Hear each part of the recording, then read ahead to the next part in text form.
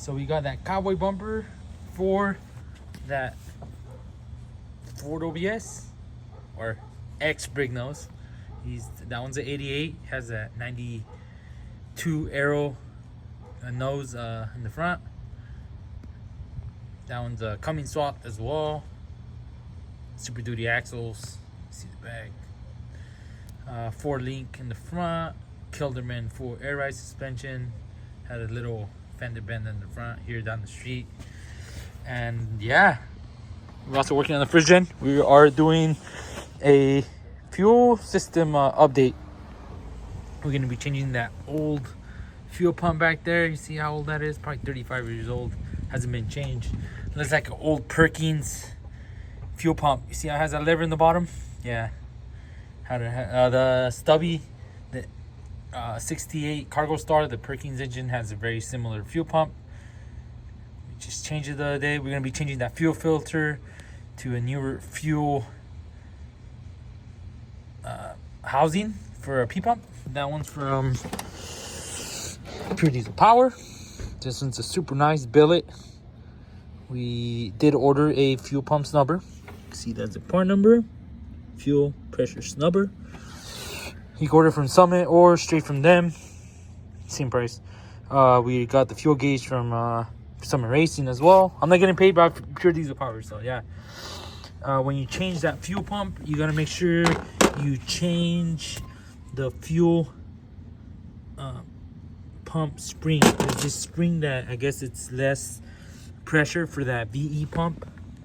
That's the part number. You can go to Granger and order a 10-pack like for $30. They only sell 10 packs for more.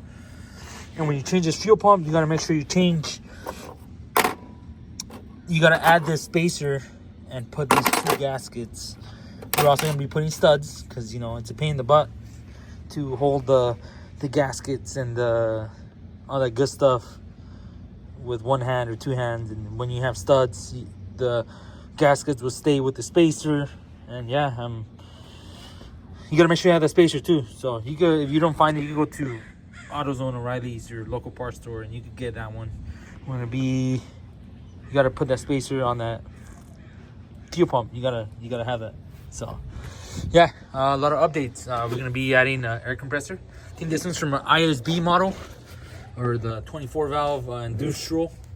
We're gonna be plumbing the oil supply from the oil sending unit. We're gonna use a T-fitting because the second gens do have a T-fitting because the P pump gets lubricated through there and the vacuum pump. But we deleted the vacuum pump because we don't have vacuum brakes. We plan on doing vintage air, so I did a vintage air system on my brother's Corvette, and it has a power steering right behind there. It just cleared. Look at that. The motor mount. So this is a cool setup because the F800 or the 12 valves had a big old air compressor, and it's super tight in there. I'm not sure it will fit the motor mount because these Cummins they're very industrialized. They came in F800s, backhoes. They were using everything from pickups to tractors to anything.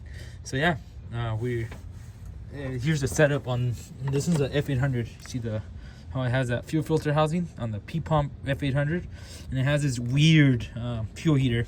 So we did delete it on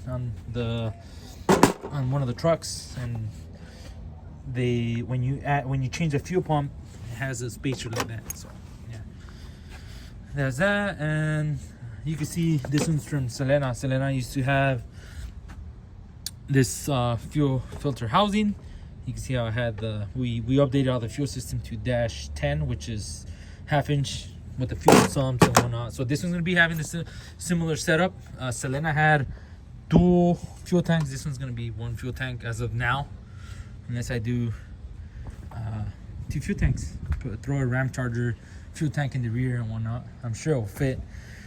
It's good to have 2 fuel tanks. That one has 38-gallon Bronco one, or bigger than the Bronco because Bronco's 33. This one's 38. Has a Super Duty in the front, which is 40 gallons. So it's 78 gallons. I have a YouTube video where you can see us filling this thing up. It was over $500. So we did update the timing cover to a second, first gen timing cover. Is different from the second gen from Kenning Machining. So since I was doing the color dot print, every time I do a color dot print, I like adding some bling, some nice things onto it. You know, one thing leads after another is the snowball effect, and then, you know, I was like, oh, I'm gonna change a few of the water pump. I'm gonna change the billet freeze plugs, that one wire charge alternator from PA Performance. This one's a Fluidampr, and this one has a notch for your RPM gauge. And when we ordered, this one was for a second gen, so that adapter, since the timing case is wider, it doesn't fit the first gen. So I might switch this one to the OBS, since that one has the P pump timing cover.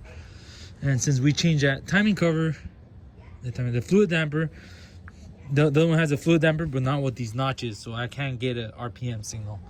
So we did get Dakota Digital for the OBS, and we're going to be getting signal either from that, or this alternator is a one wire charge, but we did order a separate wire for the RPM signal, so it's optional. So it's like 20 bucks more. So I just got it just in case, either or. If this one gets signal from the alternator, good. If it's from the other one, we'll get signal from that Fluidampr. And then this one is from Fleece Performance. I remember it being nicer. I remember it having Fleece right here, like engraved. Now it looks like generic. I did see some cheaper ones on Amazon, unless that's what they sending me now. And we did get ARP hardware. See this? How it sits in there. And the reason I'm adding this one, it's a bearing tool. See how it sits in there? Super nice. Is because we have a ZF6. We can't put that bearing tool like you do on the Dodges to put a dot fit center. You gotta move your engine. So yeah, that's that. We haven't been working on this first gen because we've been at the yard moving stuff around. The 6 doors over there. And yeah, this one has that stainless steel manifold. I want to polish it before I tighten it down, so that's why it's halfway done. So yeah, a lot of goodies, a lot of ARP hardware, studs. I'm gonna be putting that stage 8 locking fasteners and all that good stuff, nice stuff. See more ARP. They don't have these in stainless. If not, would have bought these in stainless. But their stainless, I guess, is like a grade 10, stronger than a grade 8. But yeah, this one's first gen. This one, we're doing a Dana 80 swap. You can see we removed the shackles. These shackles are the stock ones. You can see how it goes on there, and then you gotta make the holes a little bit bigger, and it will basically bolt on. Let's see, we make the holes to 1/2 inch to 9/16. It'll be enough to bolt on the same location. It had the drum brakes in the back, 308. This one had the 3-speed, and we went with the ZF6. It's gonna have that nice overdrive. This one's the Dana 80. You can see the leaf springs are wider on these Dana 80s. Disc brakes, 410 gear ratio. Was running the big old super singles. So yeah, hopefully we throw that on there pretty soon. I do want to paint it.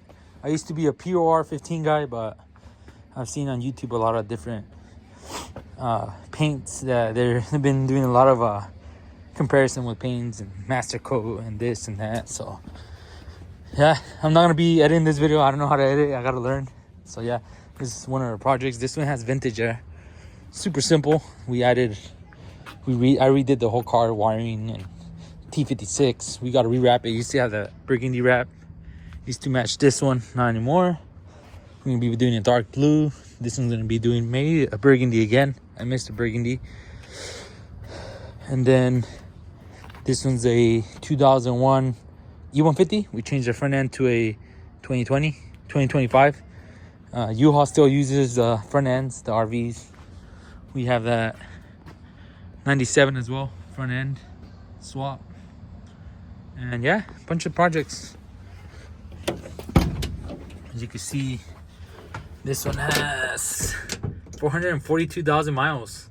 And this one is not the Trident via V8 5.4. This one's a V6 4.2. It's actually pretty stout.